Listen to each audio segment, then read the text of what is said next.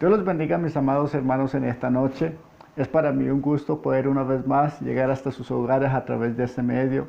Y qué bueno, mi amado hermano, que usted dispuso de estos minutos para poder tener un tiempo en la presencia del Señor.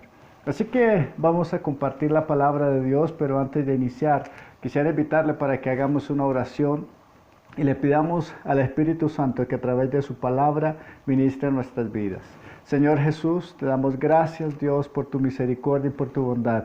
Porque sabemos, Señor, que hasta aquí tú nos has sostenido, que hasta aquí tú nos has guardado, Dios. Gracias, Padre, por guardar la vida de nuestras familias, de nuestros hermanos, de la iglesia, de nuestros compañeros, Señor. Yo te pido, Dios, que la presencia tuya nos siga protegiendo, Dios, como desde el comienzo hasta hoy, Dios mío. Señor, ahora te pido que esta palabra sea ministrando a nuestras vidas, Señor. Tú conoces nuestra necesidad. Tú conoces, Dios mío, el motivo de nuestra oración delante de tu presencia. Hoy te pido, mi Señor, que esta palabra traiga nuevas fuerzas. Que esta palabra, Señor, nos renueve, Dios, y que nos permita ser desafiados por la luz de tu bendita Escritura. En el nombre de Cristo Jesús. Amén y amén. Gloria a Dios. Quiero invitarlo, mi hermano, para que abra su Biblia en el Evangelio según San Marcos. Y vamos a ir al capítulo 5, versículo 19. Dice la palabra de Dios así. Mas Jesús no se lo permitió, sino que le dijo: vete a tu casa, a los tuyos, y cuéntales cuán grandes cosas el Señor ha hecho contigo y cómo ha tenido misericordia de ti. Y se fue y comenzó a publicar en Decápolis cuán grandes cosas había hecho Jesús con él, y todos se maravillaban. La palabra que quiero compartir con ustedes se titula Mensajeros de Esperanza. Este texto que acabamos de leer está incluido o es la conclusión de una historia muy conocida por muchos de nosotros, que empieza en el capítulo 5 de Marcos, y es el endemoniado gadareno. Permítame ubicarlo en la historia para usted, mi amigo, que tal vez no le es familiar. Dice la Biblia que el Señor Jesús llegó a una ciudad llamada Gadara, una ciudad que se caracterizaba por la cría de cerdos. Y al ser los cerdos unos animales inmundos según la ley para los judíos, no era una ciudad que ellos quisieran visitar, no era una ciudad que fuera un destino turístico para las personas que eran de nacionalidad judía. Pero el Señor Jesús, a pesar de eso, llegó a aquella ciudad con un solo propósito, porque Él sabía que en medio de ese pueblo había un hombre que estaba poseído de una legión de espíritus inmundos, y que debido a esa situación se hacía daño, debido a esa situación se había convertido en un problema social para esa ciudad. La Biblia nos enseña que Él vivía entre los sepulcros, que aunque lo trataban de atar con cadenas, con grillos, la fuerza descomunal que le daban los espíritus que le tenían poseído, hacía que la rompiese, pero se hería, se dañaba, andaba desnudo. Era un hombre que producía temor, era un hombre que absolutamente nadie quería encontrarse en su camino. Pero cuando se encuentra con el Señor Jesús, dice la palabra que aquel hombre cayó postrado de rodillas delante del Señor y fue libre, y fueron rotas sus cadenas y fue transformado. Ahora, finalizando la historia, aquel hombre que antes estaba sucio, aquel hombre que antes estaba harapiento, aquel hombre que antes producía temor, ahora está en su juicio cabal, vestido, arreglado, y le dice al Señor Jesús: déjame ir contigo, yo quiero estar a tu lado. Pero el Señor Jesús, como lo leímos, le dice: no quiero que vayas conmigo, sino ve a tu casa, ve a los tuyos y cuéntales cuán grandes cosas ha hecho el Señor contigo. Hoy estamos a puertas de terminar un nuevo periodo de cuarentena. Y es una época en la cual hay mucha incertidumbre, hay mucho temor porque no sabemos cómo va a reaccionar la economía. Hay muchas personas que han perdido seres queridos.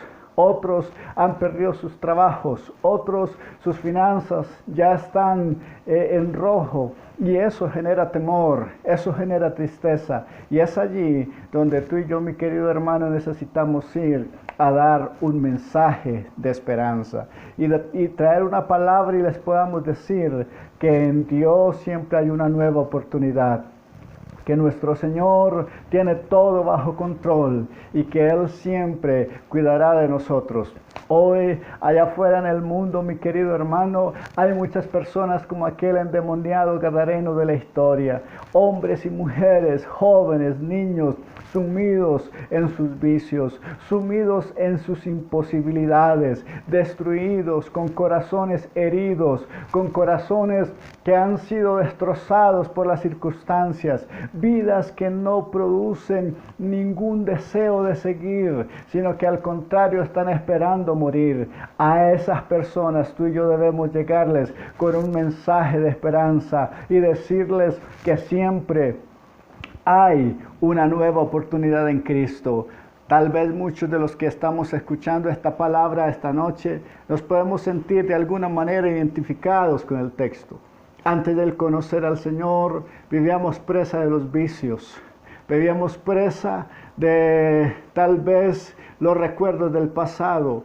Éramos personas que se iraban fácilmente, no éramos agradables.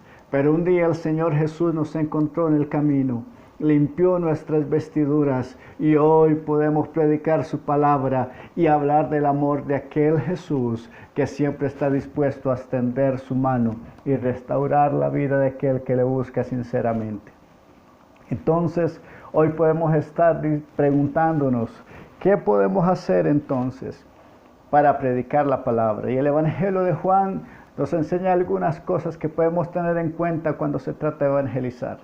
La primera es el amor. Juan 3:16 nos enseña que de tal manera amó Dios al mundo que dio a su Hijo único, Jesucristo, por amor, para que nadie se pierda, sino que todos tengan vida eterna. Lo que motivó al Señor Jesús a restaurar nuestras vidas no fue otra cosa sino el amor. Y necesitamos amar al perdido, amar al que está pasando por dificultad. Necesitamos amar que se está sumergiendo en los vicios, no ser críticos, no lanzar una palabra que juzgue, sino dar una palabra de amor. Pero el mismo Juan nos enseña también en Juan capítulo 8, verso 34, que la barrera que hay entre Dios y el hombre sencillamente es el pecado. Nosotros, mi querido hermano, necesitamos renunciar al pecado. Necesitamos quitarnos esas ataduras que nos tienen atados al pecado, que nos tienen amarrados al pecado. Porque cuando hacemos eso, cuando renunciamos a eso, el Señor Jesús puede obrar en nosotros. Lo tercero, también Juan capítulo 14, 6, nos enseña que Él, el Señor Jesús, es el camino a la redención. Y Él lo dice allí en aquel versículo, porque Él es el camino, la verdad y la vida, y nadie va al Padre sino por el Señor Jesús. No hay otra manera, no hay otra forma. Tenemos que recordar que la única fuente, la única manera de que tú y yo seamos salvos es a través del sacrificio del Señor Jesucristo. Él es nuestra guía y nuestro camino a una eternidad. Pero también es bueno recordar lo que dice Juan, capítulo 1, versículo 12, donde habla que esto es una decisión del hombre. La palabra nos enseña entonces que nosotros también tenemos que intervenir en ello. Debemos querer, es una acción que también nos corresponde. Dios ya hizo la tarea, Él ya hizo la obra, Él ya pagó el precio, pero está en nosotros decidir si aceptamos ese regalo, si aceptamos ese perdón que Él quiere entregarnos a nosotros. Y finalmente, también tenemos que tener en cuenta que tenemos una esperanza de una vida eterna. Evangelio de Juan, el capítulo 6, verso 40, nos habla acerca de esto. Porque la voluntad del Padre, dice, es que nadie perezca, sino que todos tengan vida eterna.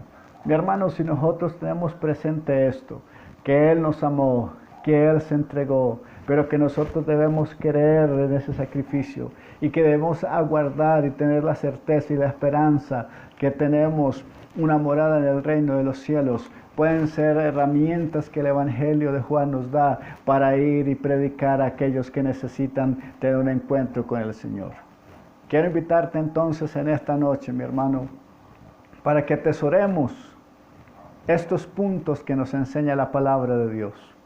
Para que ahora, confiando en Dios, que termine la cuarentena y encontremos por el camino gentes como aquel endemoniado, tristes, agobiados, desesperanzados, podamos decirles que nuestro Señor les ama, podamos decirles que todo no ha terminado, que hay una esperanza, pero que lo que necesitan es creer que Dios es poderoso.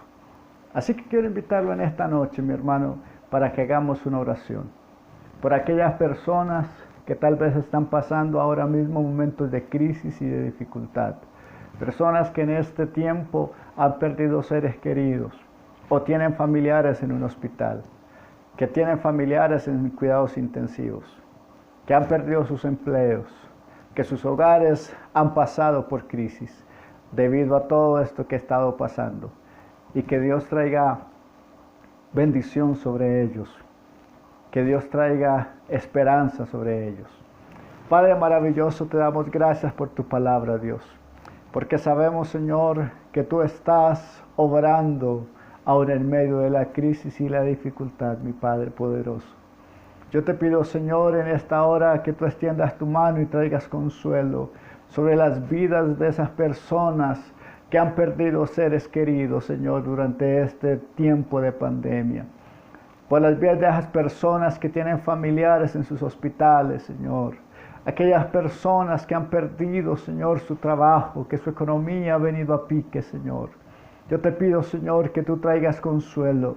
Yo te pido que en esta hora, Señor, tu presencia venga sobre ellos y traigas fuerzas nuevas, Señor, para continuar con la tarea que tú nos has encomendado, mi Señor. Padre, hoy colocamos nuestras vidas en tus manos y te pedimos que nos des la fortaleza. Te pedimos, Señor, que nos des la capacidad de ser hombres y mujeres que llevemos mensajes de esperanza a esta humanidad, Dios. Señor, aquí está nuestra vida. Hoy la ponemos en tus manos, Señor, para que tú la uses como tu instrumento, Señor, y que podamos predicar de tu amor, podamos predicar, Señor, ese mensaje que aún tiene poder, que aún tiene vigencia, Dios, de que cuando creemos en ti, Señor, y en el sacrificio que tú hiciste en la cruz del Calvario, cuando confesamos nuestros pecados y nos apartamos de ellos, tú tienes misericordia, tú nos renuevas, tú nos limpias, Señor, y nos das una esperanza de una morada eterna, Dios. Padre, te doy muchas gracias, Señor, porque nos has rescatado, Señor, porque has transformado nuestras vidas. Ahora úsanos para que a través nuestro otros conozcan de ti y podamos, Señor, como veíamos en tu palabra, ir a los nuestros, ir a nuestra ciudad, ir a nuestros compañeros y predicar cuán grandes cosas has hecho tú con nosotros. En el nombre bendito de Jesús te doy gracias, Señor. Amén y amén. Gloria a Dios. Dios los bendiga, amados hermanos. Muchas gracias por viernes a viernes dedicar una hora para escuchar la palabra, para adorar, para orar los unos por los otros. Sigamos adelante con el Señor y muy pronto, con el favor del Dios Todopoderoso, nos volveremos a encontrar físicamente. Dios los bendiga.